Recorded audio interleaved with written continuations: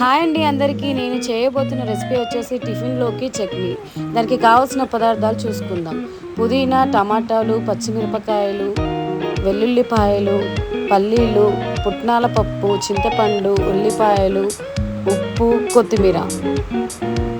ముందుగా తయారు చేసుకునే విధానం చూసుకుందాం. ఒక కడాయిని తీసుకొని దాంట్లోకి 20 వరకు పచ్చిమిరపకాయలని యాడ్ చేసుకోవాలి. దాని తర్వాత 4 టమాటాలను కట్ చేసుకొని అవి కూడా దాంట్లోకి వేసుకోవాలి. వెల్లుల్లి రెబ్బల్ని కూడా యాడ్ చేసుకోవాలి. తర్వాత పెద్ద ముక్కలుగా కట్ చేసి పెట్టుకున్న ఉల్లిపాయల్ని కూడా మనం యాడ్ చేసుకోవాలి. దాని తర్వాత 5 నుండి 6 రెమ్మల చింతపండును కూడా మనం యాడ్ చేసుకోవాలి. దాని తర్వాత ముందుగా కట్ చేసి పెట్టుకున్న పుదీనాను కూడా మనం దాంట్లో వేసుకోవాలి.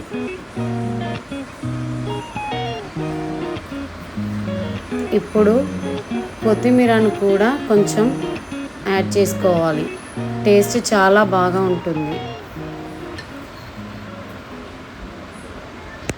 దాని తర్వాత 3 నుండి 4 పావుల ఆయిల్ని కూడా మనం కడాయిలోకి వేసుకోవాలి.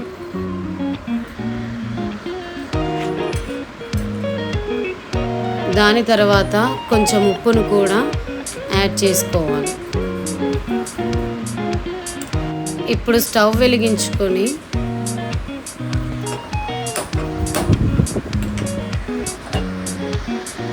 కడాయిని పొయ్యి పైన పెట్టుకోవాలి.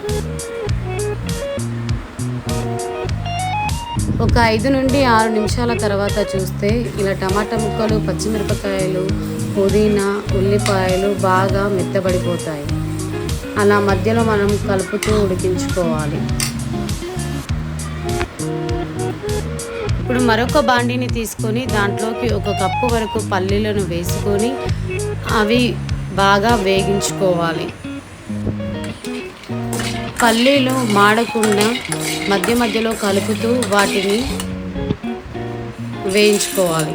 ఇప్పుడు 1/2 కప్పు వరకు పుట్నాల పప్పును కూడా మనం యాడ్ చేసుకోవాలి.